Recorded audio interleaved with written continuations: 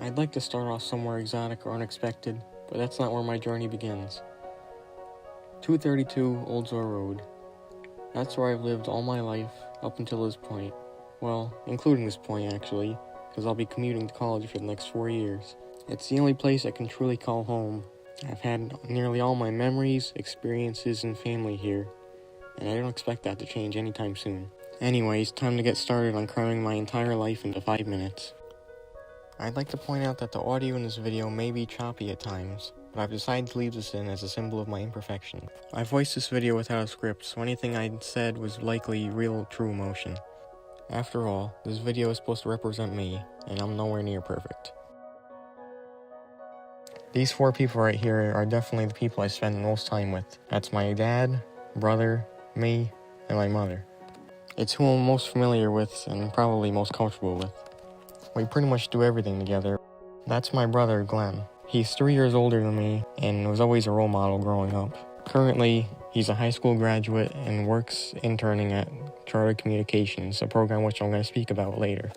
And those are my parents, happily married for over 25 years. I could probably never say enough about my mother. She's pretty much just about everything to me. Through hardship and triumph, we've bared it all together. She's inspired me to be so much more than I thought I ever could be, and I appreciate that to more than she can ever know. My father pretty much taught me the opposite side of the spectrum, allowing me to be a more complete and whole individual. I learned a lot in terms of life skills, as well as how to overall be a decent human being. I'm not quite sure where I would be without my parents, but it's probably not nearly as good as I have it now. And these are my grandparents. Unfortunately, they divorced long before I can remember, but even today they remain some of the kindest and loving individuals I've ever met. My cousins, Dylan and Dustin, are the children of my Aunt Stacy and my Uncle Danny. We see them often on all special occasions and holidays, and it's always fun to hang around at their house. My childhood is especially memorable to me, but not necessarily just the positives, despite having a larger impact than the negatives. As some might recall, I used to wear glasses when I was younger, but eventually I just chose not to wear them and remain to have 20/20 vision to this day. I'm not sure exactly how this happened, other than chance, but I'm not going to complain about it. I also used to walk on my toes rather than my whole foot. I know this seems odd, and believe me, everyone else thought so too. I used to see a therapist about this issue as well as wear metal plates in my shoes. Eventually, over time, I just learned to stop doing it. However, every now and again, I'll have a slip-up. And of course, the overarching issue is always my voice. I can never seem to quite talk clearly or loud enough, despite my best efforts or what I sounded like to myself. Even as I'm recording this, I'm likely going to sound different to myself right now than I do when I hear it back on the recording. I'm not quite sure why this is, but the years of speech therapy never seemed to help either. I never got an official diagnosis as I did with my feet, but it's just something I'm gonna have to live with. I'm guessing this is the root of why I've always been so quiet and kept to myself, but I'm not likely to let that hold me back much longer. And yes, if you were wondering, my glasses did have the sunglasses extension. Not only were the issues in my childhood a tremendous influence and impact, but also all the positives and everything that did go right, which was most of the time. Dogs come to mind when I think of this. As a kid, I probably spent more time with them than actual people, and I don't necessarily regret this as I'm older. Here they are, the original 3 I grew up with: Mackenzie, Chloe, and Jada. My 3 sisters, or as I like to call them. They always felt like that to me, being always around and always about my age. They're all past now, but I'll never forget them.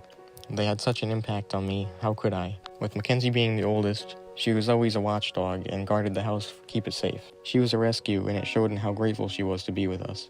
Jada, the second oldest, was also a rescue. She was more on the timid side, always liking to snuggle up with someone or be cuddled in blankets. It wasn't a rare sight to find her all curled up somewhere in the house. And lastly, the youngest, Chloe. I can technically also call her a rescue, being that she was originally my cousin's, but they could no longer take care of her. Thus, we ended up with her, our 3rd dog, to complete our family.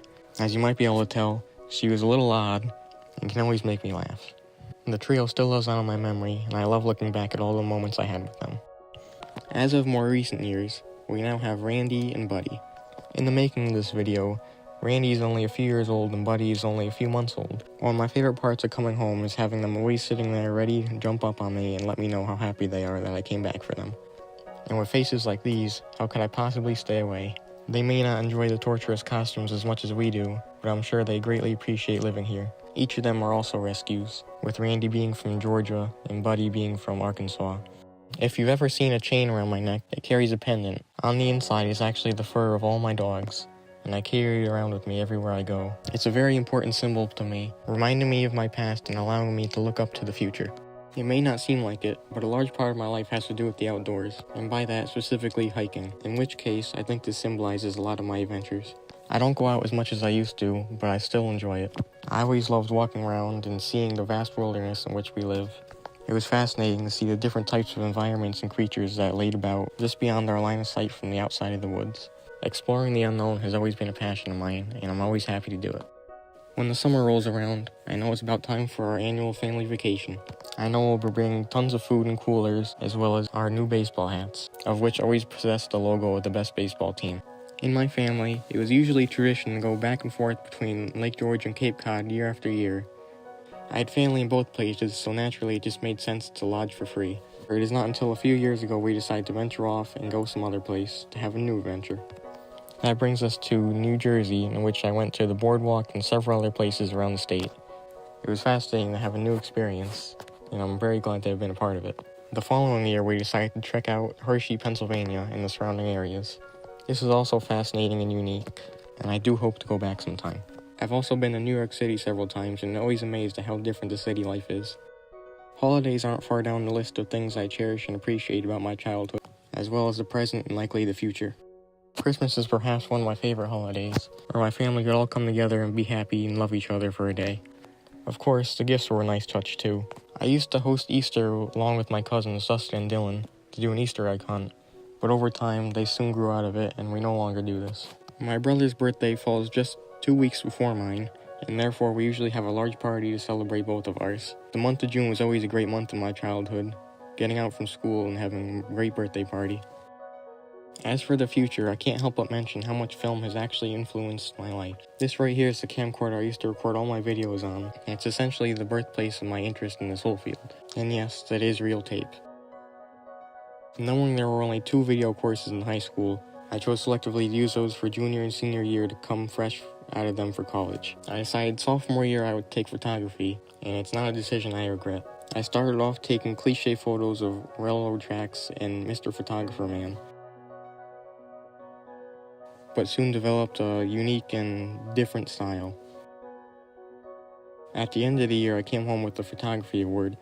Not my first achievement, but also not my last. I won't get too much into this, but there's a lot of accomplishments I'm proud of.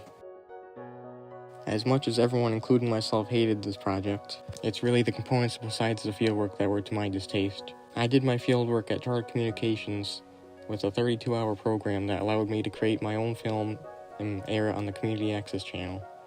Of course, likely no one actually saw it, but it was a good experience to actually have real responsibility in a real production.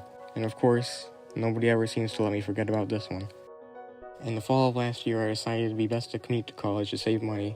Needless to say, I ended up accepting at Fairfield University as they offered me a full ride, and that's not something I'm willing to reject. After all these letters, I finally got the one I was looking for, class of 2022. And I also got this free pendant. So that was about all that's worth talking about in my life that I could fit into 5 minutes. I've basically highlighted anything that's important enough to me to talk about, or at least that I want you to know. Maybe when I look back on this video in 20 years, I'll realize just how ridiculous it was.